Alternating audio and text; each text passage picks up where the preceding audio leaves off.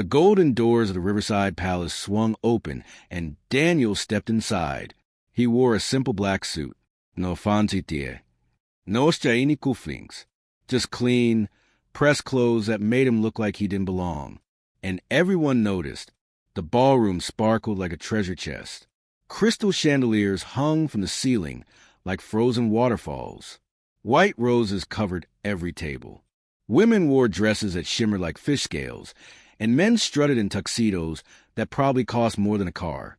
Daniel walked slowly across the marble floor. His shoes made soft clicking sounds. Click, click, click. A woman in a purple gown saw him first. Her eyes went wide. She leaned toward her husband and whispered something behind her hand. The husband looked at Daniel. Then he looked away quickly, like he'd seen something he shouldn't. Within seconds, the whisper spread like wildfire. Who is that? Did you see him? What's he doing here? Daniel kept walking. His face was calm, like still water on a quiet lake. But inside, his heart beat steady and strong. He had a job to do. A security guard stepped in front of him. The man was huge, with shoulders like boulders and a face that hadn't smiled in years. "Excuse me, sir," the guard said, his voice hard as stone. "Can I see your invitation?" Daniel reached into his jacket pocket. Slowly, carefully, he pulled out a cream-colored card with gold letters. The guard snatched it from his hand and studied it like he was looking for a fake dollar bill. He turned it over, held it up to the light, squinted at the corners. "This looks, the guard's face twisted with confusion. The invitation was real. Perfect, actually. I'll need to verify this." "Take your time," Daniel said quietly. His voice was soft but firm, like a teacher who knows the answer to every question. The guard spoke into his radio, walking a few steps away. Daniel waited. Around him, guests pretended not to stare, but their eyes were like cameras, clicking pictures of him in their minds. Finally, the guard came back. He looked disappointed. "You can go in," he muttered, practically throwing the invitation back at Daniel. "Thank you," Daniel said politely. He walked deeper into the ballroom.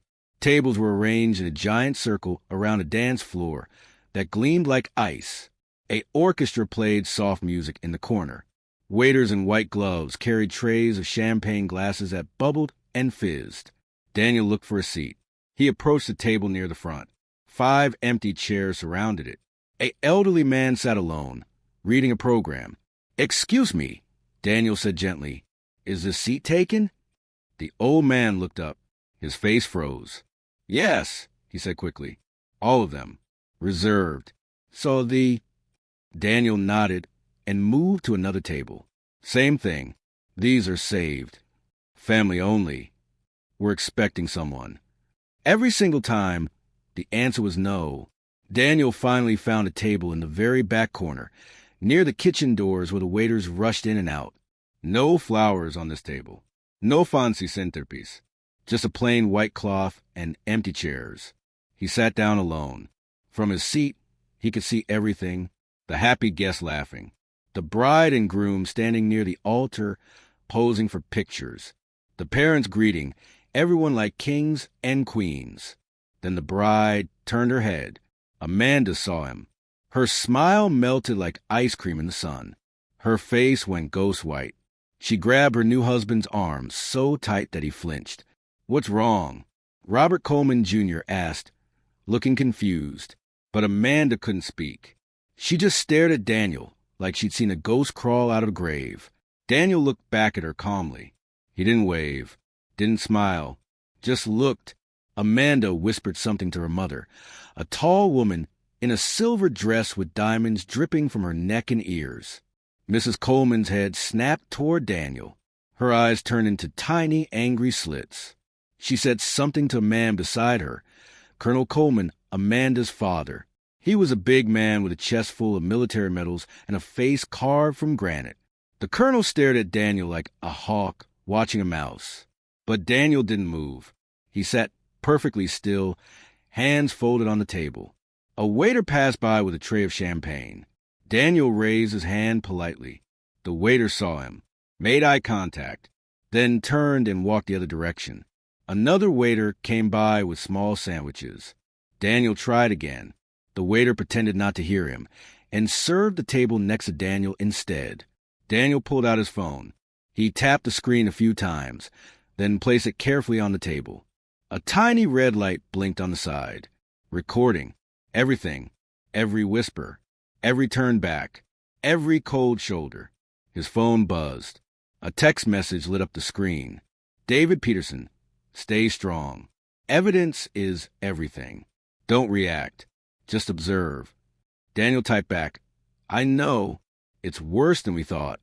He slipped the phone back into his pocket and watched the wedding continue. The bride and groom walked down the aisle, hand in hand. Everyone clapped and cheered. Cameras flashed like lightning.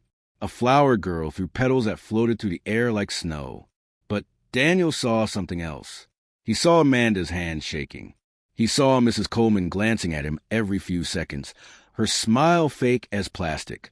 He saw the colonel whispering to security guards, pointing toward the back of the room, toward Daniel. The ceremony ended. Guests stood and mingled. Music played louder now. People danced and laughed and hugged. But around Daniel, there was only empty space, like he was surrounded by an invisible wall that no one wanted to cross. A little boy, maybe 6 years old, wandered near Daniel's table. He held a cookie in one hand and stared at Daniel with curious eyes. "Mommy, why is that man sitting all alone?" the boy asked loudly. His mother grabbed his hand and yanked him away. "Sure, don't talk to strangers." The boy looked back at Daniel as his mother dragged him toward the dance floor. Daniel watched them go. Then he reached into his jacket and pulled out a small notebook. He wrote something down. The date, the time, what the mother said. Evidence. The sun was setting outside the tall windows. Orange and pink light spilled into the ballroom like paint. Daniel looked at his watch. Soon, he thought. Very soon. Everything was about to change. The band played a slow, elegant song. Couples swayed on the dance floor like flowers moving in a gentle breeze.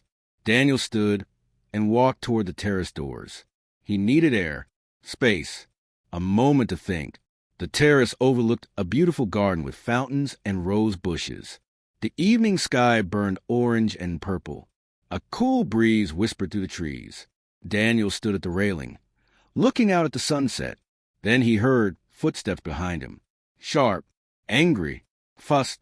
"You have exactly 1 minute to explain yourself." Daniel turned slowly. Mrs. Coleman stood there, arms crossed, diamonds glittering at her throat like sharp teeth. Beside her was Colonel Coleman, chest puffed out, metals gleaming. His face looked like thunder ready to explode. Behind them stood 2 security guards, hands on their belts. "Good evening," Daniel said calmly. "Don't you good evening me," Mrs. Coleman hissed. Her voice was like a snake's warning. "You weren't invited here. I don't know how you got that invitation, but this is our wedding, our family's special day. I was invited," Daniel said simply. "By whom?" the colonel demanded. His voice boomed like a cannon. "Give me a name. Right now." Daniel looked at him steadily. "Amanda sent it." Mrs. Coleman laughed, but it wasn't a happy sound. It was sharp and mean. "My daughter would never invite someone she doesn't know to her wedding. Are you sure about that?" Daniel asked quietly. The question hung in the air like smoke. Mrs. Coleman's smile flickered, just for a second, but Daniel saw it. "You need to leave," the colonel said, stepping closer. "Right now, or I'll have security throw you out." "On what grounds?" Daniel asked. His voice was still soft, still calm. "I have an invitation. I haven't caused any trouble. I'm just attending a wedding." "You're making our guests uncomfortable," Mrs. Coleman said, spitting the words like poison. "Why?" Daniel asked. "What am I doing that makes them uncomfortable?" Silence. The colonel's jaw clenched. Mrs. Coleman's face turned red, because they couldn't say it. They couldn't say the real reason out loud. "You don't belong here," the colonel finally growled. "That's interesting," Daniel said, pulling out his phone, "because I have recordings of about 15 people saying almost the exact same thing tonight, word for word." Mrs. Coleman's eyes went wide. You've been recording people? That's illegal. Actually, Daniel said, in this state, only one person needs to know about recording for it to be legal. And I know, so it's perfectly legal. The colonel took another step forward. His hand moved toward Daniel's phone. Give me that. I wouldn't do that if I were you, Daniel said quietly. Assault, theft, both felonies, especially when the victim is a federal official. The colonel froze. What did you say? Before Daniel could answer, the terrace doors burst open. Robert Coleman, Jr., the groom, stumbled out, his fancy jacket unbuttoned, his face flushed from champagne. Dad, what's going on? People are asking where you. He stopped when he saw Daniel. Oh, it's you. Robert, go back inside, Mrs. Coleman ordered. Wait. Robert looked at Daniel with curious eyes. Do I know you from somewhere? Daniel tilted his head. University. 7 years ago.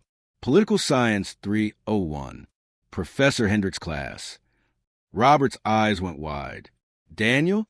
Daniel, Washington. You remember? Daniel said.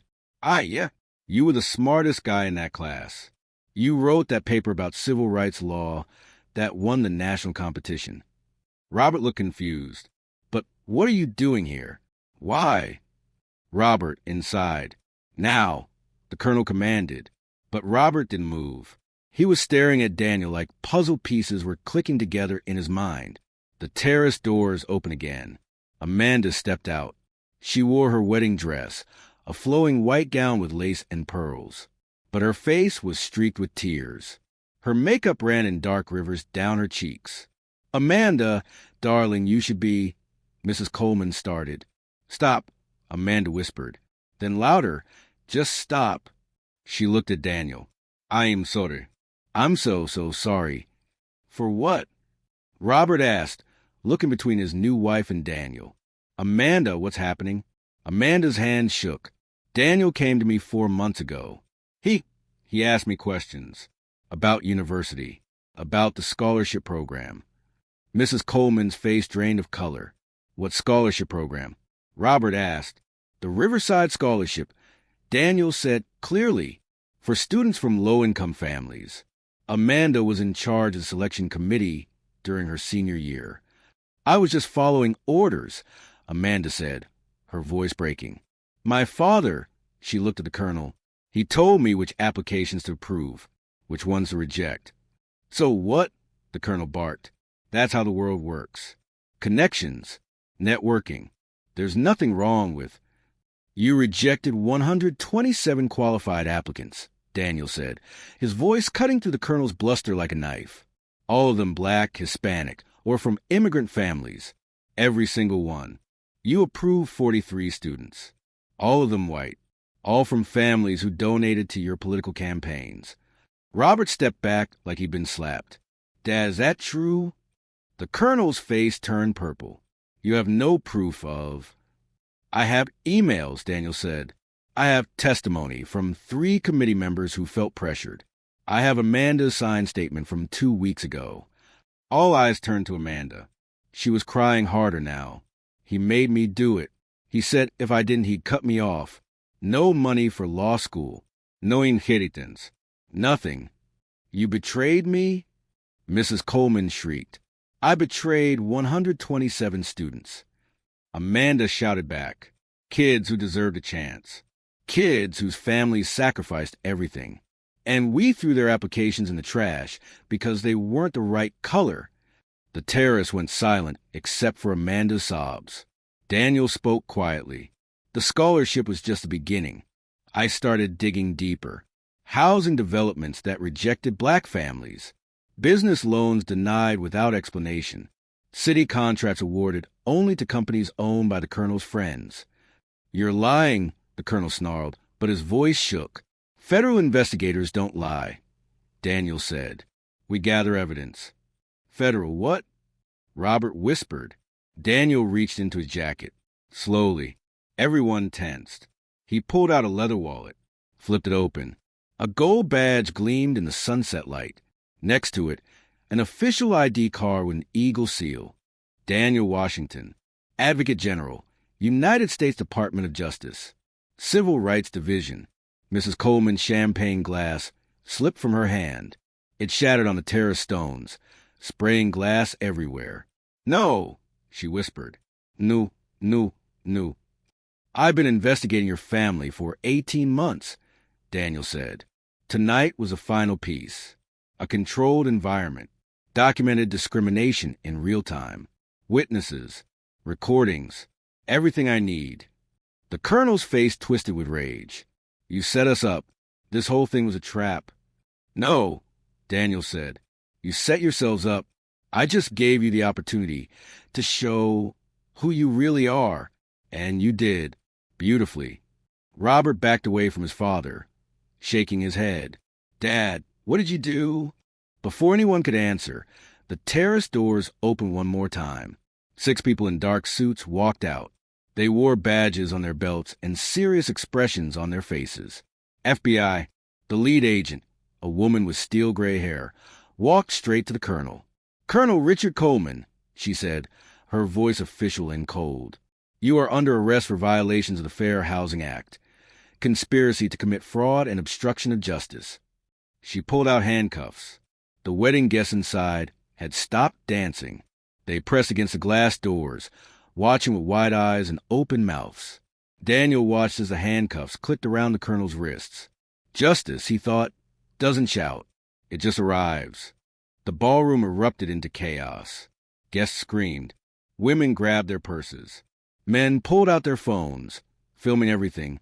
The orchestra stopped playing mid-note, violins screeching to a halt. More federal agents poured through the golden doors like a river breaking through a dam. They wore jackets with big yellow letters.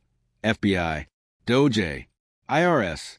Everyone, please remain calm, the lead FBI agent announced, her voice booming through a megaphone.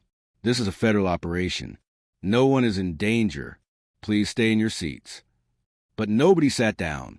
The whole ballroom buzzed like a kicked beehive. Daniel walked back inside slowly, agents parting to let him through. He moved to the center of the dance floor, right where the bride and groom had shared their first dance just an hour ago. An agent handed him a microphone. Daniel's voice filled the room, calm and clear as a church bell. My name is Daniel Washington. I am the Advocate General for the United States Department of Justice, Civil Rights Division. He paused, letting the words sink in. For the past 18 months, my team and I have been investigating a network of discrimination, fraud, and corruption centered around the Coleman family and their business associates. Gasps rippled through the crowd. Mrs. Coleman stood frozen near the terrace doors, her face white as her pearls. The colonel was already being led away in handcuffs, shouting about lawyers and lawsuits. Tonight, Daniel continued, I witnessed systematic discrimination firsthand. I was denied service, denied seating, treated as invisible, all because of the color of my skin. His eyes swept across the silent crowd, and every moment was recorded, every word documented, every face captured on video. A woman in a green dress fainted. Her husband caught her just before she hit the floor. But this isn't just about tonight, Daniel said. This is about years of injustice. An agent wheeled out a cart stacked with boxes, hundreds of folders, thousands of pages. These are housing applications, Daniel explained. Families, black families, Hispanic families, immigrant families, who applied to live in Coleman Properties developments over the past 10 years. Every single one was rejected, not because they couldn't afford it, not because they had bad credit, but because Richard Coleman didn't want them as neighbors. Someone in the crowd whispered, "Oh my God!" Daniel opened one folder. Marcus and Patricia Johnson, teacher and nurse. Perfect credit. 3 kids. Rejected. He opened another. The Ramirez family. Small business owners. Saved for 12 years for a down payment. Rejected. Another. The Chun family. Both parents are doctors. Rejected. He dropped the folders on the floor. They scattered like autumn leaves. 437 families, Daniel said, his voice hard as iron. Denied housing. Denied the American dream. Because one man decided who deserved to live in his buildings. Margaret Whitfield, the bride's aunt, tried to slip toward the exit. 2 agents blocked her path. Mrs. Whitfield, Daniel said, looking right at her, "Bank fraud. You approve loans for white families at 3% interest. Black families with identical credit scores? 7%. Sometimes 9%. That's illegal. Federal agents are at your bank right now, seizing records." Margaret's knees buckled. She grabbed the table to keep from falling. Robert stood near the wedding cake, his face buried in his hands. He looked like he wanted to disappear into floor. Amanda walked slowly to the center of the room. Tears streamed down her face, but she held her head high. "I want to confess," she said, her voice shaking but clear. "Everything Daniel said is true. My father forced me to rig the scholarship program. He made me destroy applications. He told me that certain people didn't belong at our university." Mrs. Coleman screamed, "Amanda, shut up. Don't say another word." But Amanda kept talking. "I was wrong. I was a coward. I let my father's hate control me. And I hurt people. Good people. People who deserve better."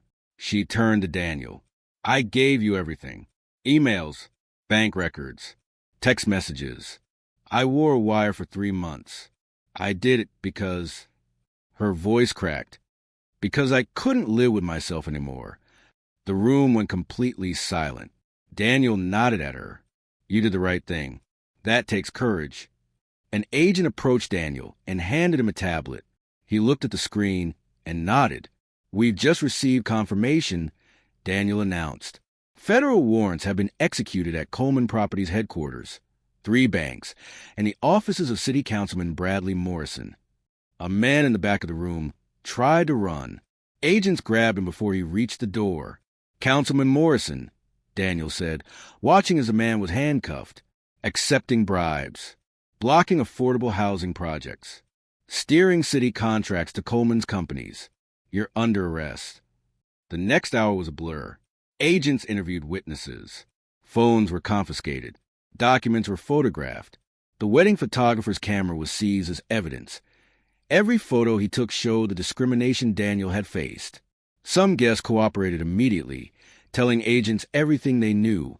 Others lawyered up on the spot, making frantic phone calls. Daniel stood to the side, watching it all unfold. His phone buzzed. "David Peterson, brilliant work. 63 news stations are already covering this. It's everywhere."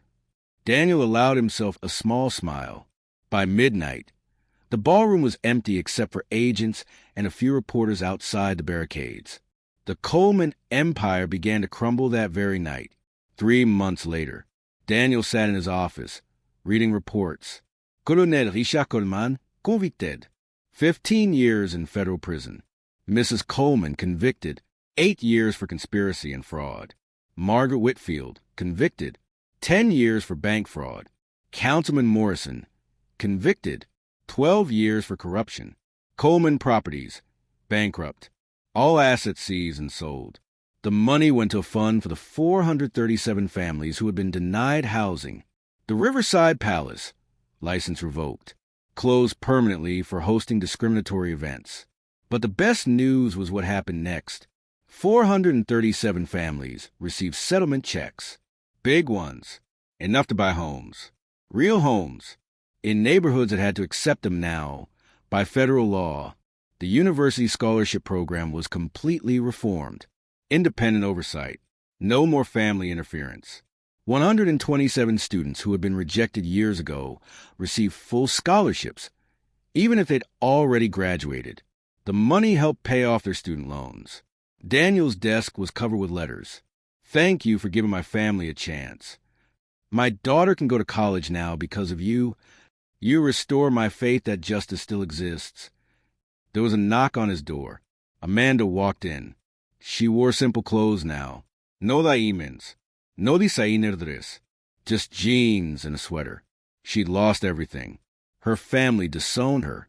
Her fancy lawyer job disappeared. Her new husband divorced her after 1 week. But her eyes looked different. Clearer. Lighter. "I start my community service tomorrow," she said quietly. "Teaching kids from low-income families how to apply for college."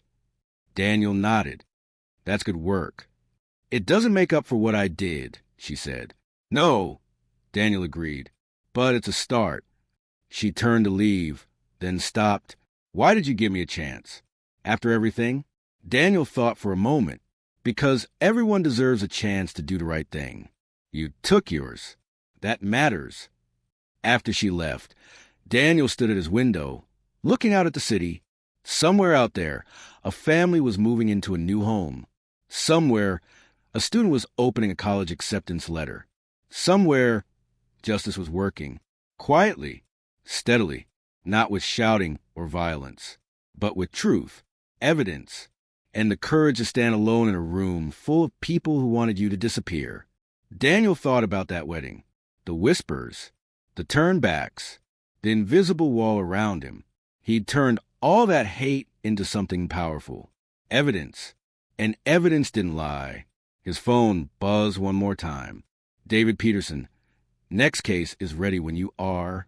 Daniel smiled. He was ready. Did this story make you think? Did it make you feel something?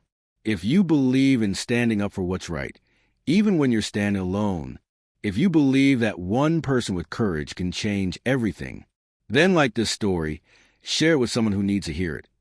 And subscribe so you never miss another story about courage, justice, and the power of doing what's right. Because the world needs more people like Daniel. And maybe you could be one of them. Like, share, subscribe. See you in the next story.